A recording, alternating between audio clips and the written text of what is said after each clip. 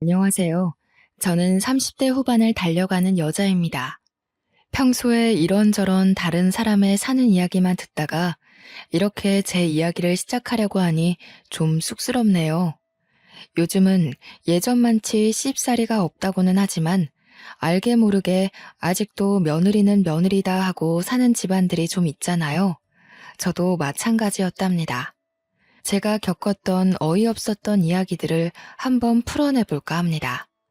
모쪼록 재미있게 들어주시면 고마울 것 같아요. 저희 집은 참으로 평범한 집안이었습니다.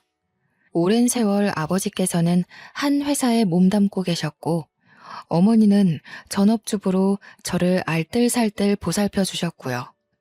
남들 다 가는 대학 재수해서 들어갔고요. 4년 동안 장학금 한번 받아보진 못했지만 그럭저럭 우수한 성적으로 졸업했죠.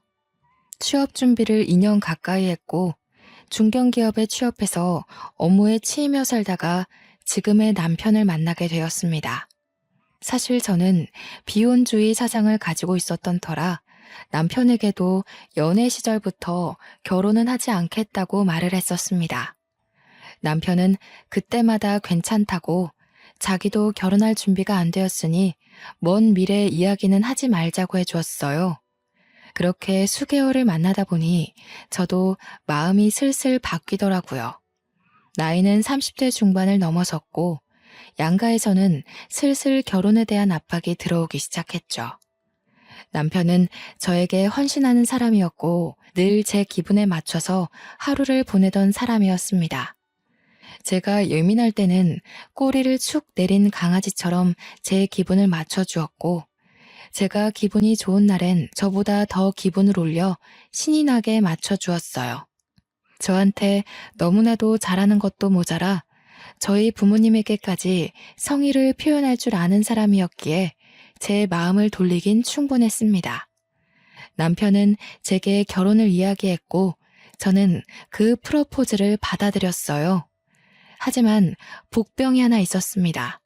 남편에게는 철없는 어린 시누이가 있었는데 자세하긴 몰라도 돈으로 크게 한번 사고를 쳐서 시부모님의 노후 자금이 몽땅 털렸다는 것이었습니다.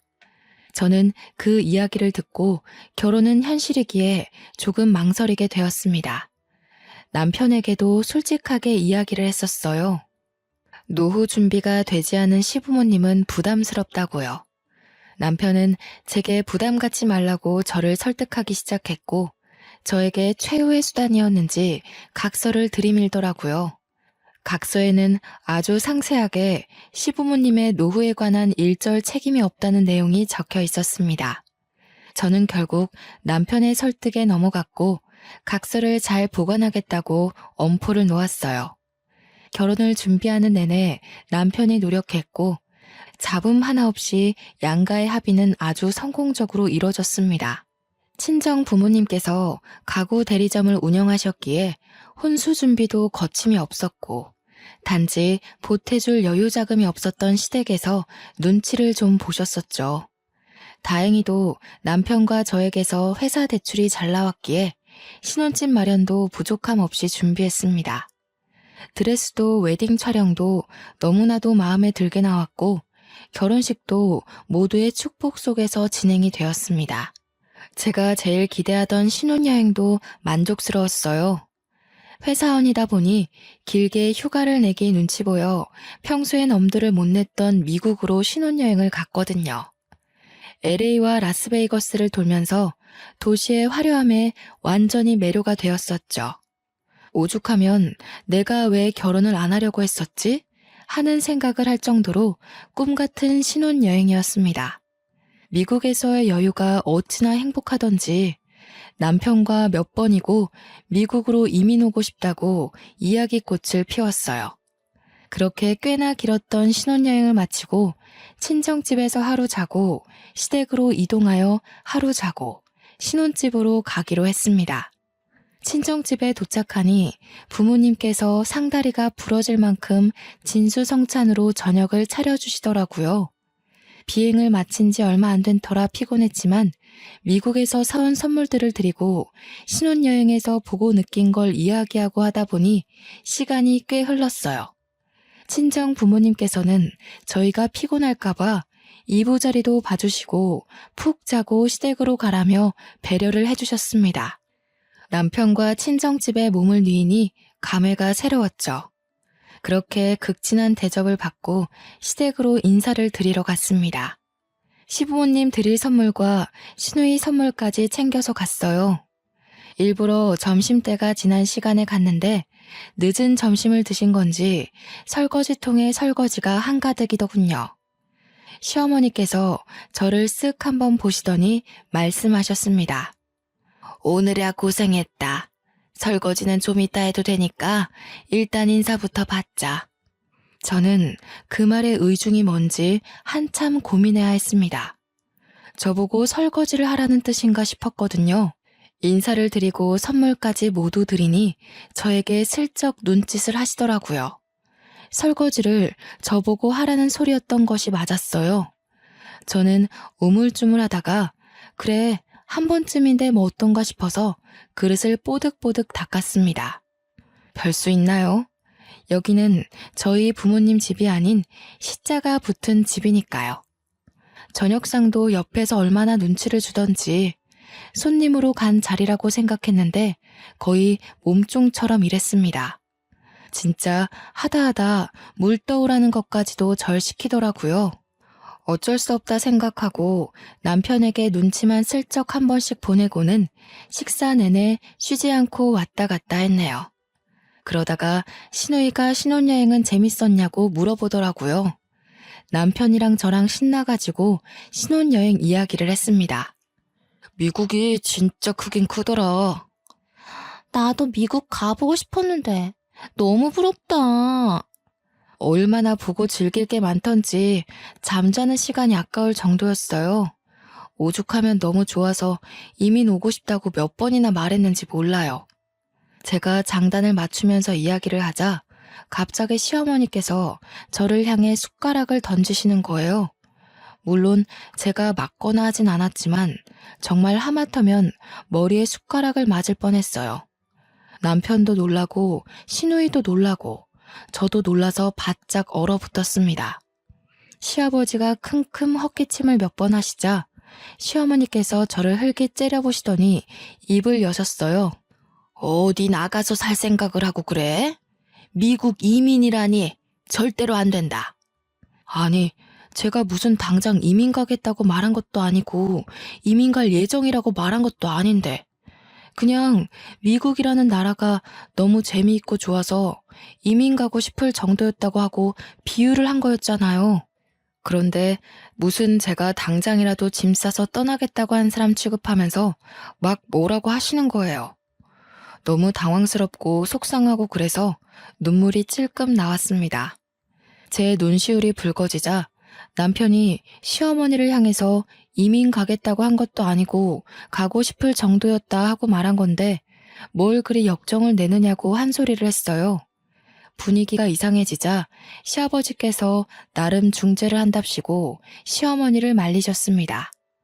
남편이 제 편을 든 게 도리어 속이 상했는지 갑자기 눈물을 줄줄 흘리시는 게 아니겠어요? 억울한 사람은 저였는데 너무 황당했죠. 그러자 신우가 옆에서 갑자기 얄밉게 시어머니 편을 드는 거예요. 새언니가 오해할 만한 이야기를 했네. 언니가 사과해. 너는 낄 때 안 낄 때 구별 좀 하고 말해. 이민 가겠다고 한 것도 아니고 그 정도로 좋았다고 이야기한 건데 뭘 오해야. 어머니, 그렇다고 집사람한테 숟가락을 던지시면 어떡합니까? 너도 그만해라. 좋은 날 이게 무슨 일이냐? 시아버지도 제가 잘못했다는 눈빛으로 바라보시는데 진짜 시자 붙은 사람들은 죄다 믿을 게 못 되는구나 싶었습니다.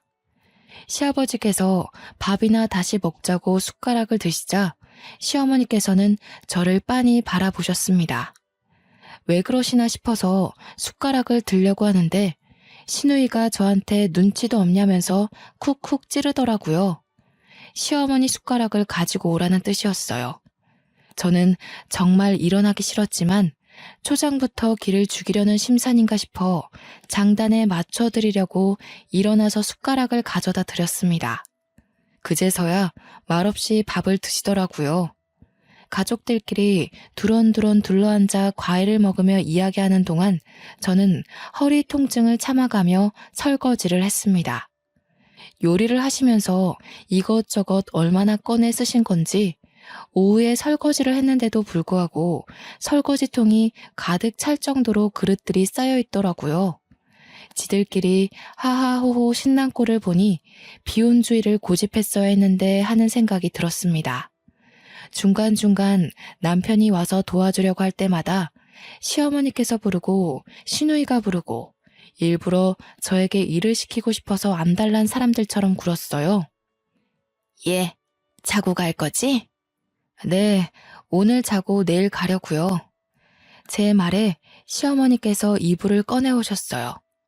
오랜 시간 장롱에 처박혀 있었던 건지 쿰쿰한 냄새가 나긴 했지만 피곤함이 몰려와서 빨리 눕고 싶었습니다.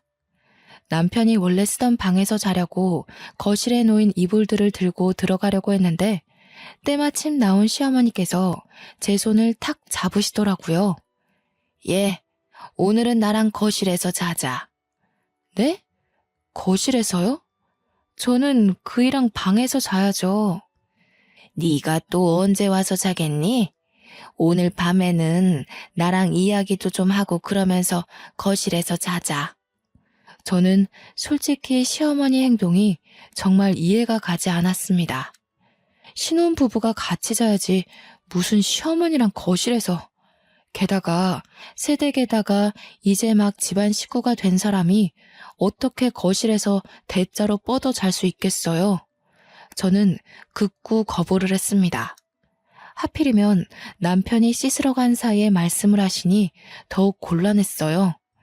거실에 보일러도 꺼두신 건지 저녁 먹을 때만 해도 바닥이 따뜻했던 것 같은데 냉골이 따로 없더라고요. 저를 골탕 먹이고 싶어서 일부러 그러시나 하는 생각만 가득했습니다. 남편이 씻고 나올 때까지 시어머니와 약간의 실랑이가 벌어졌어요. 어머님, 제가 추위를 많이 타서 거실에서 자는 건 다음에 해요. 오늘은 그냥 그이랑 방에서 잘게요. 예, 네가 또 언제 온다고 그래? 너는 내가 우습니? 내가 거실에서 같이 이야기 좀 하다 자자는데 내가 널 잡아먹기라도 해? 왜 피하고 그러니? 아니 엄마, 이건 또 무슨 소리야? 집사람이 왜 거실에서 엄마랑 자요? 그냥 우리 둘이 잘 거니까 아버지랑 같이 주무세요. 약간 언성이 높아지자 방에 있던 신우가 문만 빼꼼 열어서 염장을 지르더라고요. 언니, 엄마 말도 맞지. 시댁에 왔으면 시어머니랑 사이좋게 이야기도 하고, 응? 그러다가 잠드는 거 아니겠어? 그러더니 자기는 이만 자야겠다면서 문을 꼭꼭 닫고 들어가는 거 있죠?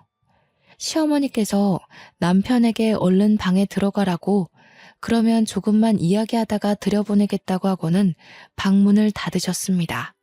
저는 천근만근 무거운 몸을 이끌고 결국 소파에 걸터 앉았어요.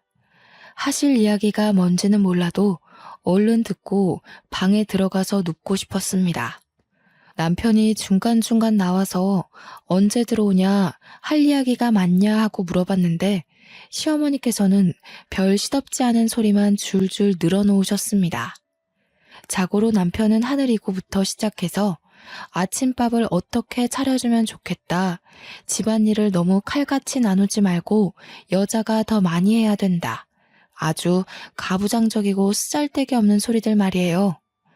똑같은 이야기를 하고 또 하고 반복하다가 할 이야기가 없으시면 자러 가겠다고 하면 갑자기 TV 이야기를 하시고 결론은 그냥 조용히 거실에서 자라 이 말이었습니다.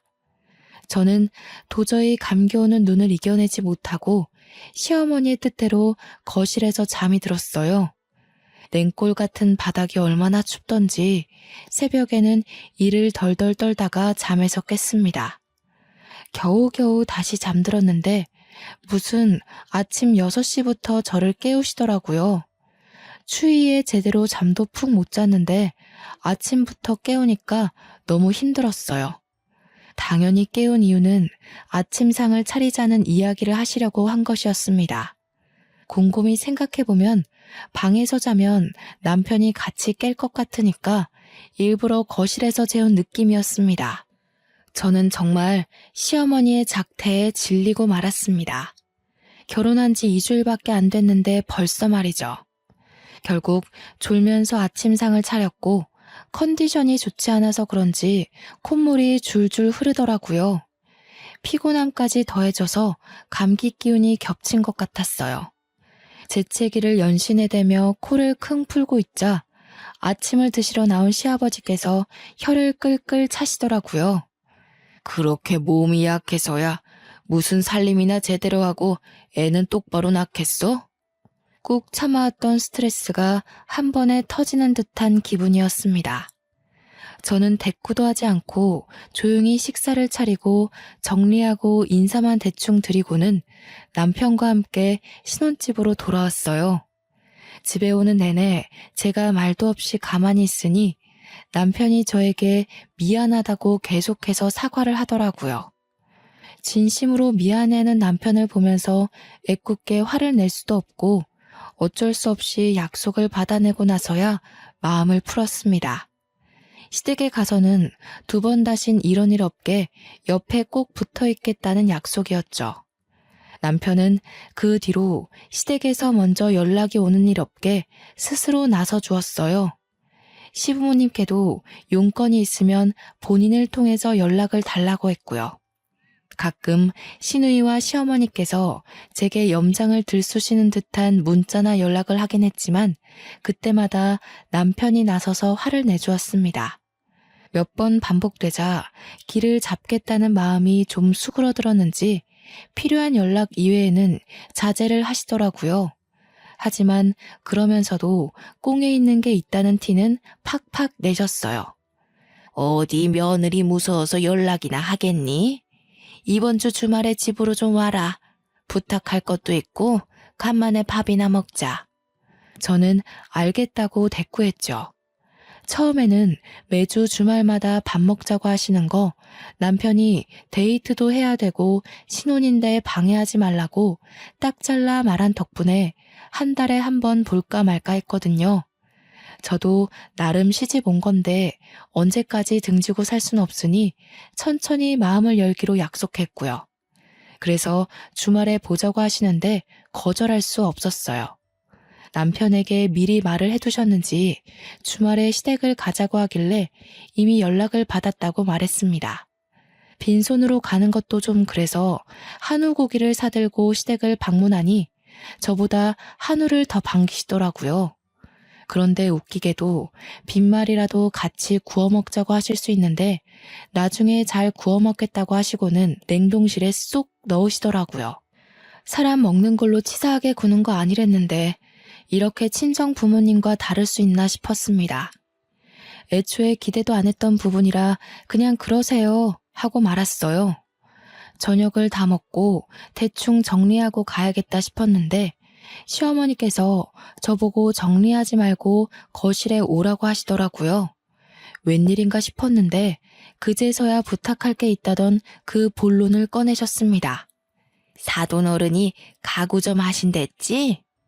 네, 삼성동에서 꽤 크게 하셔요. 수입 가구도 있고 국내 업체랑도 계약하셔서 운영 중이시고요. 언니, 내 방 가구들이 너무 낡아서 새로 바꾸려고 하거든요.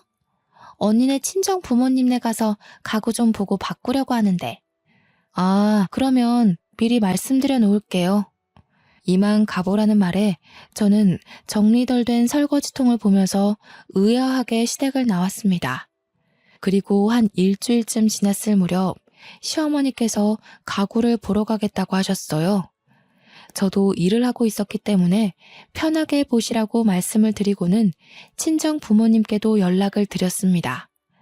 시어머니와 시누이가 가구를 보러 갈 테니 적당한 가격에 좋은 가구 좀 보여드리라고요. 그런데 제가 시댁을 너무 몰랐던 거죠. 제대로 된 상식이 없는 사람이라는 걸 말이에요.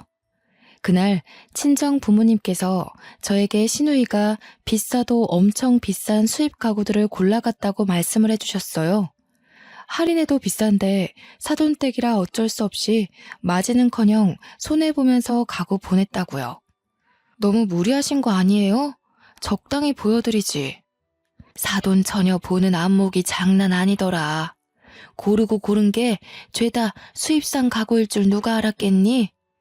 그래도 이렇게 한번 가격 좋게 잘해드리면 우리 딸 예쁘게 봐주시겠지. 저는 어머니께 감사드린다고 이야기를 전하고는 남편에게도 오늘 친정 부모님 가게에서 시누이가 가구를 골랐다는 이야기를 전했어요. 그렇게 저는 일이 다 끝난 줄 알았죠. 그런데 사건은 지금부터 시작이었습니다. 시누이가 방 사진을 보내주고 가구가 너무 예쁘다면서 칭찬을 하더라고요. 괜히 뿌듯한 마음에 부모님께도 감사 인사를 다시 한번 전했는데 어머니께서 저에게 전화를 주셨어요. 엄마, 무슨 일 있어요? 아니, 아휴, 이걸 어떻게 설명을 해야 할지. 아니, 사돈어른이 분명 계좌로 돈을 보내주시겠다고 했는데 열흘이 지나고 가구도 다 배송됐는데 아직까지 깜깜무소식이라서. 잔금을 안 주셨어요? 한 푼도 입금 안 하셨더라. 내가 직접 연락드리는 게 괜히 기분 나쁘실까봐. 이걸 어쩌지? 저는 어머니와 전화통화를 마치자마자 시어머니께 전화를 드렸습니다. 분명 무슨 착오가 있겠지 싶어서 처음에는 나긋나긋하게 안부를 묻고 본론을 말씀드렸어요. 어머님, 저희 친정어머니께서 아직 가구 대금이 입금이 안 되었다고 하셔서요. 그게 무슨 말이니? 당연히 사돈어른께서 해주시는 거 아니야? 네? 그게 무슨 말씀이세요? 어머니께서 대금은 나중에 치르겠다고 하시고 물건 받아서 가셨다면서요. 저희 부모님 운영하시지만 수입산 가구는 다 판매 대금 정산이 되어야 해서. 예, 우리가 남도 아니고 사돈인데 그것도 선물로 못 해주신다니? 가족끼리 그렇게 정없이 구는 거 아니다. 아니, 너도 그래. 중간에 알아서 잘 말씀드렸어야지 나한테 전화해서 돈을 달라고 하니? 그러더니 주절주절 돈 못 준다는 이야기를 늘어놓고는 피곤하다고 전화를 끊으셨어요. 저보다 늦게 퇴근해서 돌아온 남편이 심상치 않은 제 표정을 보고는 무슨 일인지 물어보았고 저는 있는 그대로 솔직하게 말했습니다. 남편이 시어머니께 바로 전화를 걸었지만 받지 않으셨고 신우도 짠 듯이 전화기가 꺼져 있었습니다. 남편과 함께 늦은 시간이었지만 친정집으로 가서 죄송하다고 말씀을 드리고 남편이 대신 대금을 처리하기로 했습니다. 저라고 안 답답했겠어요? 그 얄미운 시누이가 뭐가 이쁘다고 비싼 가구를 저희 돈으로 선물을 해주나요? 남편이 계속해서 죄송하다 하는데 제 귀에 들리지도 않더라고요. 그래도 그 몰상식한 집구석에 유일하게 상식 있는 사람이 남편이라 그런지 일은 척척 처리했습니다. 판매 대금을 그동안 모아두었던 용돈을 탈탈 털어서 보내더라고요. 다음날 제 눈치만 보던 남편이 시댁에 갔다 오겠다고 하더니 씩씩거리면서 집에 오더라고요. 무슨 일 있었나 싶어서 물어보고 싶었지만 남편 속도 말이 아닐 것 같아서 그냥 관뒀습니다. 하지만 제가 관심을 끄는 것과는 별개로 시누이가 계속 저한테 전화를 하기에 어쩔 수 없이 전화를 받았어요. 제가 여보세요 하기도 전에 시누이가 소리를 꽥 지르더라고요. 언니, 그걸 곳에 오빠한테 가서 일렀어? 무슨 말을 하는 거예요, 다짜고짜?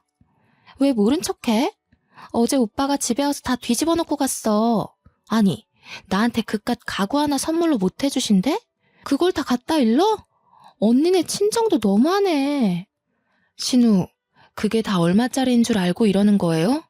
오빠한테 미안하다고 고맙다고 해도 모자랄 판에 저한테 뭐가 어쩌고 어째요? 와, 언니 무섭네. 지금 내가 우스워서 이런 식으로 말하는 거지? 우스워서가 아니라 그렇잖아요. 남의 집 사업장 가서 물건을 훔쳤으면 예, 우리가 언제 훔쳤다고 그러니? 너 말 정말 거지같이 하는구나. 사돈 어른이 당연히 시댁에 잘 보이려고 내 딸 잘 봐주십사 하고 선물로 주시는 줄 알았지. 어머님, 그게 다 얼마짜린데 그런 소리를 하세요.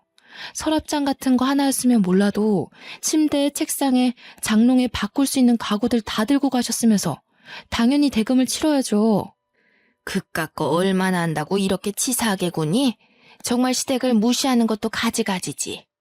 제가 인상을 팍팍 쓰면서 통화를 하고 언성이 높아지자 남편이 보다 못해서 제 전화기를 확 빼앗았습니다.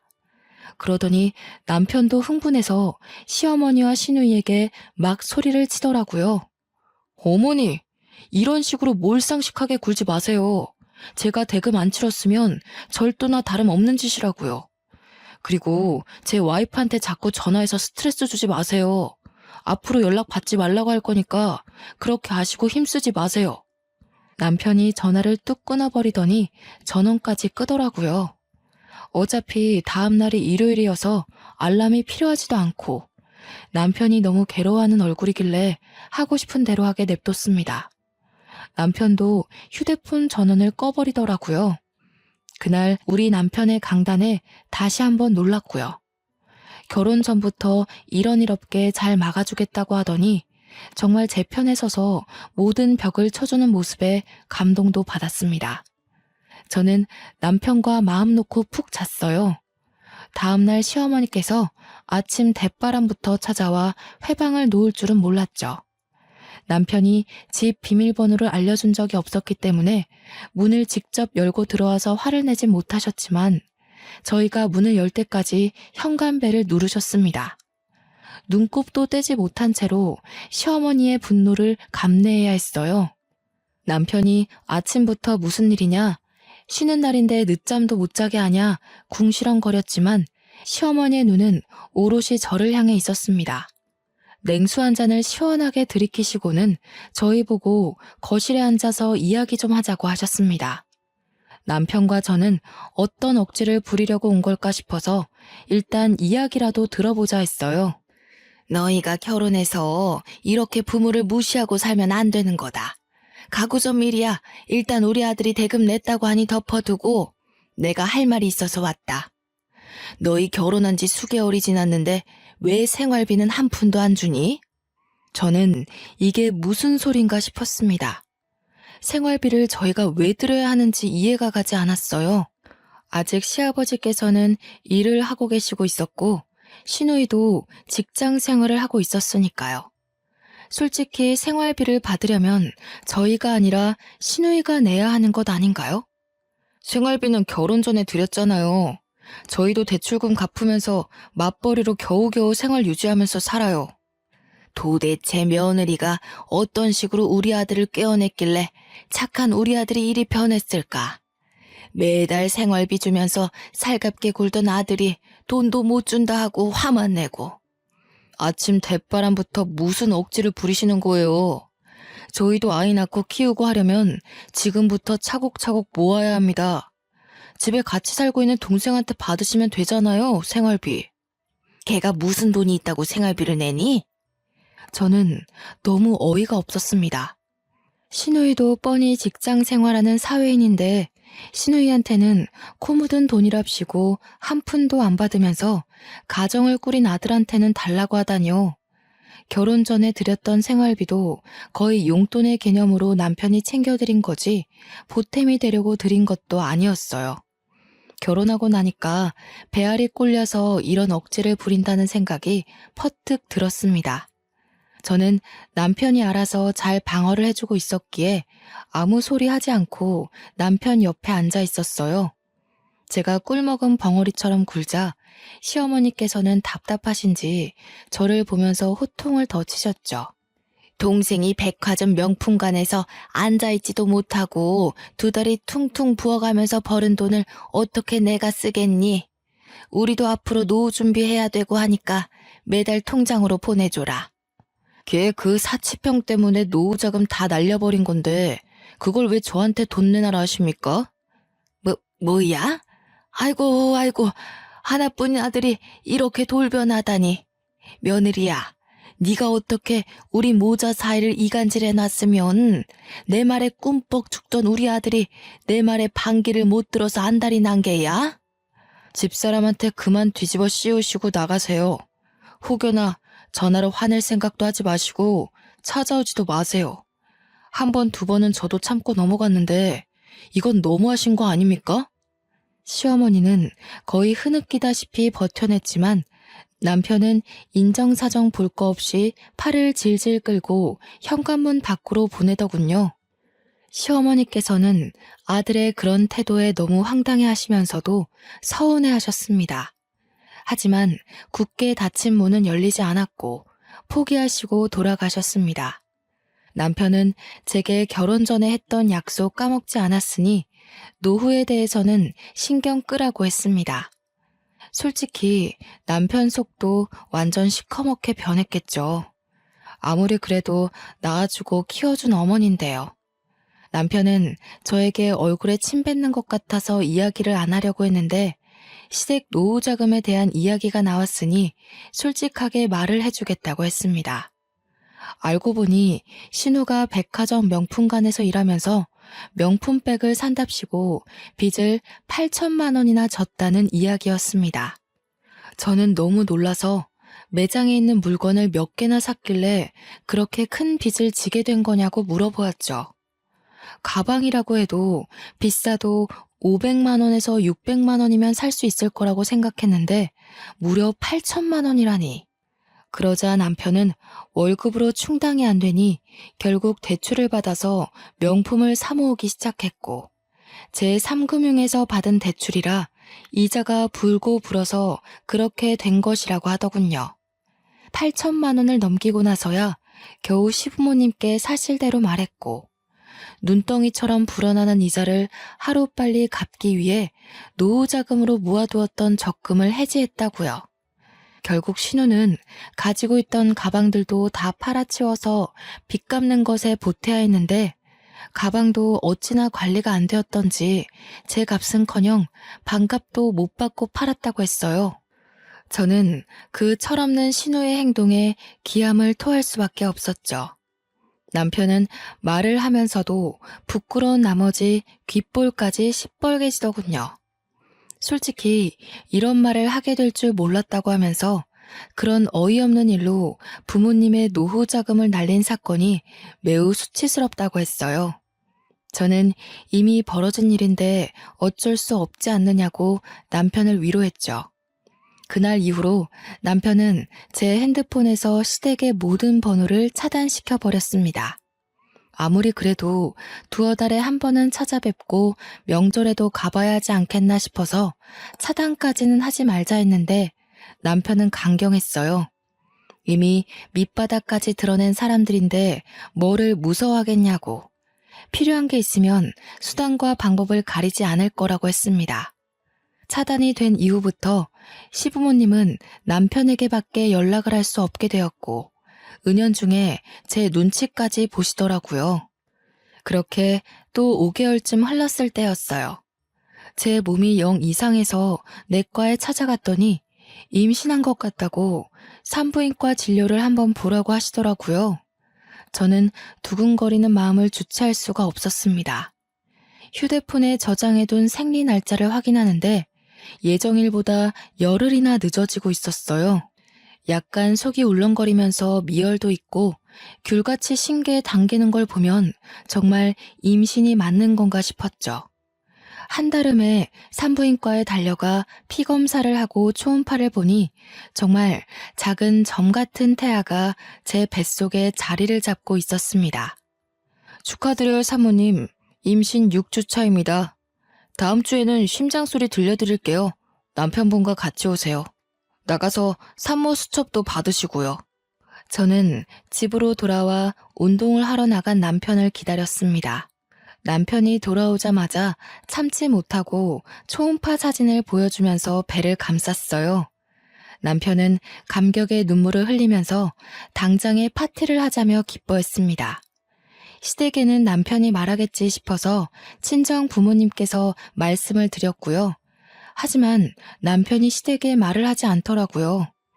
아직 임신 초기니까 시간 좀 지나서 안정이 되면 그때 말씀드리자.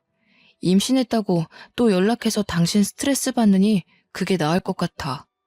저를 배려해주는 남편의 말에 고개를 끄덕였습니다. 임신한 걸 자랑하고 싶어서 제가 열심히 하는 개인 SNS 계정에 초음파 사진을 올리고 임신한 사실을 올렸어요. 시댁 식구들은 저와 친구를 맺은 사이가 아니기에 당연히 모를 거라고 생각했는데 알고 보니 그동안 꾸준히 신우이가 몰래 제 SNS를 염탐하고 있었더라고요. 임신 사실을 올린 지 2시간도 되지 않아 남편에게 시댁 식구들의 전화가 빗발치기 시작했습니다. 전화를 무시하자 그날 저녁 시댁 식구들이 전부 저희 집 문 앞에서 농성이라도 벌이듯 진을 쳤어요. 제가 결국 남편에게 문을 열어주자고 했고 철옹성 같은 대문이 열리자 시댁 식구들은 전부 집 안에 들어와 자리를 차지했습니다. 제가 임신을 했으니 이제 관계를 개선하자는 뜻이나 다름없었습니다. 아이고, 우리 며느리 고생했다. 임신이라니. 몸이 약해서 애도 못 볼 줄 알았는데 얼마나 다행이야. 성별은 뭐라든 딸이래 아들이래. 딸이든 아들이든 뭐가 중요해. 그치만 아들이면 더 좋겠지? 언니, 어떻게 우리한테는 말 한마디도 안 해주고 SNS에 먼저 올릴 수가 있어? 쏟아지는 질문에 정신이 없었지만 저를 걱정해주는 말도 있었고 애가 너무 궁금해서 미치겠다며 기뻐하는 시부모님을 보니 차마 내칠 수가 없었습니다. 그때 확 관심 끊어달라고 했어야 했는데 임신하고 마음이 약해진 저는 그렇게 어영부영 사과를 해오는 시부모님과 시누이를 다시 받아줄 수밖에 없었어요. 금이 갈 듯 말 듯 애매했던 관계는 쭉 이어졌습니다. 시부모님께서는 손주가 정말 벌써부터 좋아 죽겠는지 아이 용품을 마구마구 사다 주셨습니다. 덕분에 저희 집 방 하나를 아기 방으로 미리 꾸며놔야 했어요. 16주가 지나고 아들이라는 소리를 병원에서 듣자마자 시부모님께서는 감격의 눈물까지 흘리셨습니다. 그렇게 안정기에 접어들고 태교 여행까지 보내주신다고 저희를 베트남 여행까지 시켜주셨어요. 그동안의 앙금이 사르르 녹아버렸죠. 그런데 철없는 시누이는 바뀐 게 하나도 없었습니다. 제가 임신 5개월쯤 되었을 때 신우가 다급하게 저에게 연락을 해서는 돈을 좀 빌려달라고 하는 거예요. 언니, 나 돈 좀 융통해줘요. 저 진짜 돈이 한 푼도 없어요. 우리도 애한테 들어갈 돈 미리 준비하느라 돈이 없어요. 신우는 갑자기 왜 돈이 필요해요? 아, 진짜 언니밖에 돈 빌릴 사람 없단 말이에요. 500만 원도 없어요? 그럴 리가 없잖아요. 신우는 제게 돈을 빌려달라고 몇 번씩이나 연락을 해댔어요. 하지만 신우에 뭘 믿고 돈을 빌려주겠어요? 시부모님의 노후자금도 다 털어간 사람인데 저는 결국 참지 못하고 남편에게 이야기를 했고 남편은 단판을 짓겠다며 시댁에 찾아갔습니다. 시댁에서 돌아온 남편은 씩씩거리면서 저에게 시누이 욕을 막 하더라고요. 아니 그 미친 기집애가 채팅 어플로 만난 이름도 가짜인 남자한테 빠져가지고 돈을 줬다지 뭐야? 시누이가?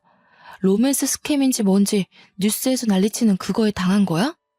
무슨 병원비가 급하고 자기 죽는다고 해서 2천만 원이나 빚을 내서 보내줬대. 한 번 사채를 써봤으니 2번은 쉬웠나 봐. 또다시 이자가 눈덩이처럼 불어나니까 급한 불 끄겠다고 당신한테 돈 좀 빌려달라고 한 모양인데 결국 남편도 시부모님도 시누이한테 돈 한 푼 해줄 수 없다고 난리가 났고 시누이는 눈물만 줄줄 흘렸다고 했습니다. 저는 속이 꽉 막힌 듯 답답해졌어요. 그렇게 어떻게든 해결되겠지 안일하게 생각했던 저에게 폭탄이 떨어졌습니다. 며칠 뒤 시누이가 집에서 쫓겨났다면서 짐을 싸들고 저희 집에 온 거예요. 그 사이에 살이라도 빠진 건지 얼굴에 피곤함이 묻어나는 시누이를 차마 쫓아내지 못했습니다. 시누이는 옷방에서 지내겠다며 거기에 짐을 슬며시 풀더라고요. 남편이 퇴근하고 돌아와서는 노발대발 당장 나가라고 했지만 아이를 가져서인지 저는 신우이를 매몰차게 쫓아내지 못하겠더라고요. 시부모님 화가 가라앉을 때까지 며칠만 지내게 해달라고 사정사정하는데 제가 그러라고 했습니다. 정말 딱 5일째 되는 날 신우이가 아주 홀가분하다는 얼굴로 저에게 나가보겠다고 하더군요. 시부모님께서 연락을 했나 싶었지만 뭔가 찜찜할 만큼 홀가분한 얼굴이었어요. 저는 서둘러 옷방을 정리하며 확인해봤는데 아니 글쎄 제가 친정 부모님께 결혼 전에 받은 유일하게 비싼 명품백이랑 금 몇 돈이 사라지고 없더라고요. 너무 황당하고 열이 받아서 신우이에게 바로 전화를 했는데 전화도 받지 않았습니다. 아주 작정하고 가져간 것 같았어요. 혹시라도 제가 착각을 한 건가 싶어서 몇 번이고 다시 찾아봤지만 명품백과 금이 사라져 있었습니다. 다음날 저는 시어머니에게 연락을 드렸습니다. 그런데 시어머니께서 정말 살갑게 제 전화를 받으시는 거예요. 예, 너무 고맙다. 네가 우리의 빚 갚아줬다는 이야기 들었어. 정신 차리고 살겠다면서 아침에 출근하는데 내가 어찌나 우리 며느리한테 고맙던지. 신우이가 제 물건을 팔아서 자기 빚을 갚은 거였습니다. 저는 남편에게 전화를 걸었고 퇴근 후에 집으로 오지 말고 시댁으로 오라고 말을 했어요. 더 이상 신우이의 만행을 참을 수 없었거든요. 남편과 제가 시댁에 가자 시부모님은 은근 당황하신 눈치였습니다. 제가 입을 꾹 다물고 비장한 오로라를 풍기자 제게 말도 걸지 않으시더군요. 신우이가 퇴근하고 저희 부부를 발견하자 멈칫하는 게 느껴지더라고요. 제 물건 돌려줘요. 그 가방 우리 엄마가 결혼 전에 사준 명품 가방이라고요. 거기다가 결혼 예물로 받은 금까지 가져간 게 말이나 돼요? 언니, 나한테 이런 식으로 굴면 안 될 텐데요. 내가 언니네 옷방에서 뭘 찾은 줄 알아요? 나한테 그만한 대가를 치르고도 남을 걸 찾았는데 지금 오히려 역정을 내요? 이게 다 무슨 소리니? 넌 뭘 찾았는데? 신우이는 아주 의기양양한 태도로 종이 한 장을 꺼냈어요. 익숙하게 접혀있는 종이는 결혼 전 남편이 저에게 써준 시부모님의 노후를 책임지지 않겠다는 각서였습니다. 신우가 시부모님 앞에서 그 각서에 대해 이야기를 하자 시부모님의 표정은 경악 그 자체였어요. 그런데 그 순간 남편이 신우이의 뺨을 확 때리는 게 아니겠어요? 내가 쓰자고 했다 내가. 네가 명품에 미쳐서 미친 짓 했을 때 와이프랑 결혼하고 싶어서 내가 쓰자고 했어. 오빠 결혼을 도와주지도 못할 망정 이걸 들고 협박을 해 감히? 오빠, 어떻게 내 뺨을 때릴 수가 있어? 내가 그럼 빚에 허덕여서 살다가 죽었으면 좋겠어? 너 같은 것 동생이라고 생각하고 싶지도 않다. 어디 머리 빡빡 밀고 절이라도 들어가던지. 당장 새언니 물건 돌려놓고 죽은 듯이 살아. 우리 앞에 나타나서 뻔뻔하게 굴지도 말고 어머니 아버지도 마찬가지예요. 내가 이 사람을 어떻게 만났는데 염치도 없이 굽니까? 시부모님은 꿀먹은 벙어리가 되었고 신우는 뺨을 움켜잡고 흐느끼며 울고 있었어요. 남편은 제 손을 이끌고 집을 나오면서 두 번 다시 찾아오지도 말고 애도 볼 생각하지 말라면서 소리를 쳤습니다. 솔직히 저는 작물로 그 물건을 팔았다는 신우의 뻔뻔한 태도를 보자마자 물건들을 되찾기 어려울 걸 알고 있었습니다. 한 가지 달라진 점이라면 아나모인처럼 굴던 시어머니께서 제 눈치를 보고 연락을 자제하기 시작했고 시아버지는 신우이의 월급 통장을 압수했다고 했어요. 매달 저에게 신우이 월급의 반을 계좌로 보내주고 계십니다. 2천만 원 돈으로라도 갚겠다고 면목 없다면서 저에게 진심으로 사과를 해주셨어요. 그 뒤로 저를 건드리는 시댁 식구는 아무도 없었고 여전히 남편은 제 옆에서 든든한 벽이 되어주고 있습니다. 벌써 만삭이 되어 출산 예정일을 코앞에 두고 있어요. 무사히 출산 잘하고 돌아오겠습니다. 지금까지 제 사연 들어주셔서 감사합니다. 망나니 같은 신우 때문에 고생이란 고생은 다 했지만 남편이 중간에서 잘 막아줘서 그나마 잘 살아갈 수 있을 것 같아요. 이 사연을 보는 남성분들, 제 남편처럼 꼭 자신의 옆에 있는 평생의 반려자를 잘 챙겨주셨으면 합니다. 감사합니다.